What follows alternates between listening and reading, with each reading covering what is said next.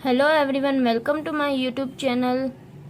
आज हम Guyton and Hall के वॉल्यूम 1 के चैप्टर 1 को स्टार्ट कर रहे हैं, जिसका नाम है functional organisation of the human body and control of the internal environment.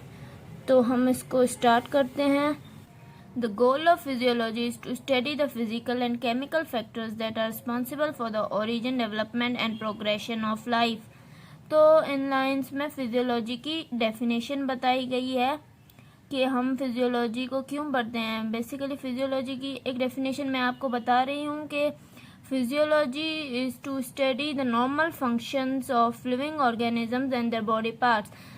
Living organisms के नॉर्मल फंक्शन और बॉडी पार्ट्स को हम फिजियोलॉजी में पढ़ते हैं। अब हमें फिजियोलॉजी पढ़ने की क्यों ज़रूरत पड़ी? फिजियोलॉजी हमें बताती है कि लिविंग ऑर्गेनिज्म कैसे डेवलप हो रहा है, उसकी कैसे प्रोग्रेशन हो रही है, उसका ओरिजिन कैसे हुआ है और वो कौन से फैक्टर्स हैं, वो कौन से केमिकल और फिजिकल फैक्टर्स हैं जो ओरिजिन, डेवलपमेंट और प्रोग्रेशन ऑफ लाइफ के लिए रिस्पॉन्सिबल हैं। तो हम फिजियोलॉजी में ये पढ़ते हैं। Each type of life, the largest tree और the complicated human being has its own functional characters. हर तरह की लाइफ, जैसे हम वायरस को देख ले या लार्जेस्ट ट्री को देख ले या एक कॉम्प्लिकेटेड ह्यूमन बीइंग को ही देख ले, हर किसी की अपनी फंक्शनल कैरेक्टरिस्टिक्स होती हैं। Therefore, the vast field of physiology can be divided into viral physiology, bacterial physiology, cellular physiology, plant physiology, human physiology and many more subdivisions। तो इस तरह जो ये वास्ट फील्ड है फिजियोलॉजी को, इसको हम डिवाइड करते हैं वायरल फिजियोलॉजी में, बैक्टीरियल फिजियोलॉजी में, सेल्यूलर फिजियोलॉजी में, प्लांट की फिजियोलॉजी में, ह्यूमन फिजियोलॉजी में और भी इसकी बहुत सारी सब डिविजन्स हैं। तो आइए हम स्टार्ट करते हैं ह्यूमन फिजियोलॉजी। ह्यूमन फिजियोलॉजी क्या है? In human physiology, we attempt to explain the specific characteristics and mechanisms of the human body that make it a living being। Human physiology में हम उन मैकेनिज्म्स को, उन कैरेक्टरिस्टिक्स को स्टडी करते हैं जो ह्यूमन बीइंग को एक लिविंग बीइंग बनाते हैं, ह्यूमन बॉडी को एक लिविंग बीइंग बनाते हैं। The very fact that we remain alive is the result of complex control system. ये एक फैक्ट है कि हम जिंदा हैं वो कुछ कॉम्प्लेक्स कंट्रोल सिस्टम्स की वजह से, मतलब for hunger makes us seek food and fair makes us seek refuge. अगर हमें भूख लगती है तो फिर हम खाना ढूंढते हैं, खाना खाते हैं। अगर हमें पता ही ना चले कि हमें भूख लग रही है और हमें खाना खाना है तो फिर हम बहुत दिनों के बाद फिर हम मर जाएंगे। And fair makes us seek refuge, और हमें डर लगता है तो हम उस जगह से भाग जाते हैं, उस जगह से चले जाते हैं। Sensations of cold make us look for, और अगर हमें ठंड लगती है तो हम गर्म जगह को तलाश करते हैं, गर्म जगह पे जाते हैं।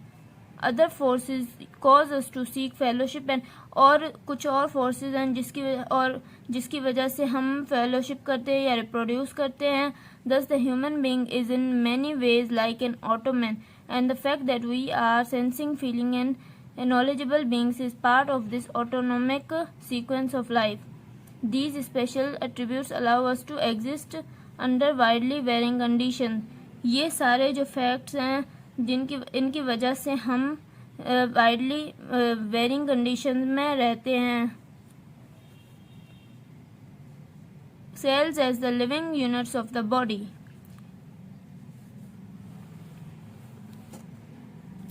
The basic living unit of the body is the cell। जैसा कि आप सबको पता है कि हमारी बॉडी किससे मिलकर बनी हुई है? सेल से बनी हुई है।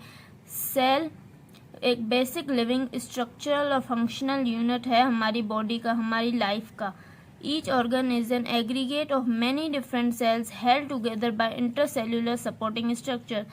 हमारा हर ऑर्गन मतलब बहुत सारे डिफरेंट सेल से मिलकर बना हुआ है और वो सेल आपस में एक इंटरसेल्यूलर सपोर्टिंग स्ट्रक्चर से जुड़े हुए हैं।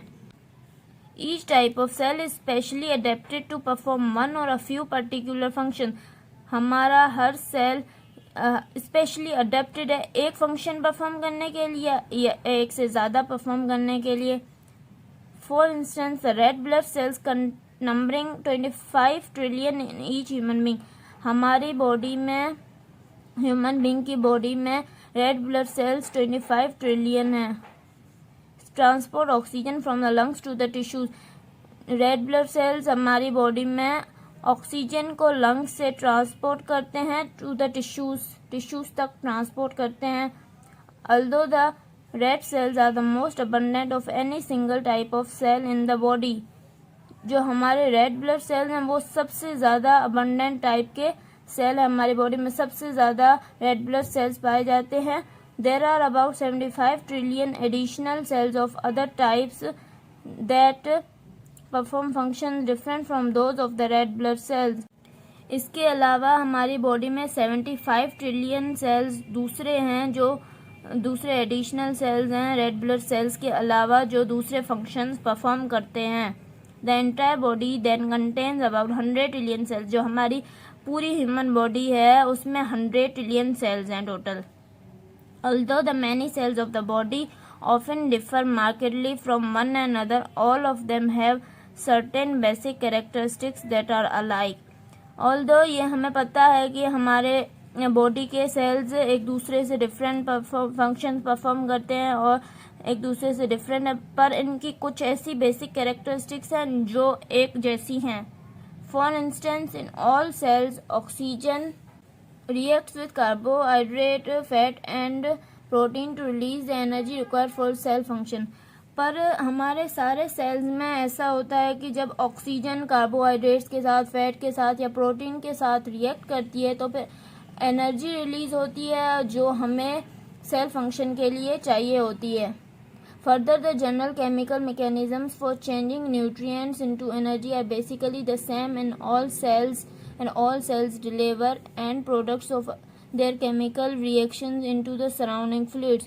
Further, ये बताया गया है कि जो जनरल केमिकल मैकेनिज्म्स होते हैं जो न्यूट्रिएंट्स को हम एनर्जी में कन्वर्ट करते हैं वो बेसिकली सब में सेम होते हैं, और सारे सेल्स जो हैं वो अपने जो केमिकल रिएक्शन उन्होंने परफॉर्म किए थे उनके एंड प्रोडक्ट जो हैं वो सराउंडिंग फ्लूइड में रिलीज कर देते हैं। Almost all cells also have the ability to reproduce additional cells of their own kind. Almost हर तरह के सेल में ये एबिलिटी होती है कि वो अपनी तरह का सेल रिप्रोड्यूस कर सके, अपनी तरह के एडिशनल सेल्स रिप्रोड्यूस कर सके। Fortunately, when cells of a particular type are destroyed, the remaining cells of this type usually generate new cells until the supply is replenished. अगर हमारे जो सेल्स हैं कुछ पर्टिकुलर टाइप के सेल्स डिस्ट्रॉय हो जाते हैं तो उसके जो रिमेनिंग सेल्स होते हैं वो यूजुअली अपने न्यू सेल्स जनरेट करते हैं। वो तभी तक जनरेट करते रहते हैं जब तक कि उनका सप्लाई पूरा ना हो जाए। ठीक है, तो आज का हमारा लेक्चर यहीं तक था।